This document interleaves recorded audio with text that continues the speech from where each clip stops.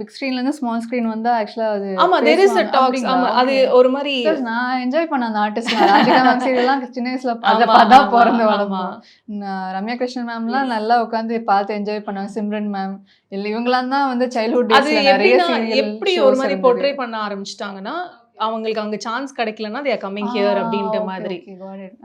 So அந்த மாதிரி டாக்ஸ்லாம் வர ஆரம்பிக்கல. That is the reverse thing வந்து அந்த மாதிரி பேசுவாங்க. பட் இன்னும் ஜென்ரல் நோட் நீங்க சப்போஸ் திரும்ப சீரியல் சான்ஸ் கிடைச்சா போவீங்களா அப்படின்னு கேட்கலாம். அதுவுமே சிச்சுவேஷன் பொறுத்து தான். ஆஸ் இன் லைக் நான் வந்து எனக்கு ஸ்மால் ஸ்க்ரீனா பிடிக்காது, நான் வெளில வரலையே. நான் வந்து பிரேக் எடுத்துக்கிறேன்னு சொல்லி நான் வெளில வந்தேன். ஸோ பிரேக் எடுத்த டைம்ல எனக்கு இதெல்லாம் வந்ததுனால சரி இதே ட்ரை பண்ணக்கூடாது அப்படின்ட்டு அப்படி நான் ட்ரை பண்ணாமல் இருந்தால் எனக்கு மெட்ராஸ் மேட்னி கிடச்சிருக்காது. It's my go to favourite film in my கெரியர்லேயே. நான் அப்படி ஒரு அழகான மூவி எடுத்தால் நான் மெட்ராஸ் மேட்னி தான் சொல்லுவேன். ஸோ இதெல்லாம் ட்ரை பண்ணதுனால எனக்கு கிடச்சிது. நான் ட்ரை பண்ணாமல் இருந்தேன்னா நான் அதை மிஸ் பண்ணியிருப்பேன். ஸோ அதனால் இந்த பிரேக்கில் நான் இதை ட்ரை பண்ணுறேன். இதுக்கப்புறம் என்ன வருதுன்றதை பார்த்துட்டு நான் போகணுன்னா போகலாம், ஒன்றும் பிரச்சனை கிடையாது. That's not a problem for me.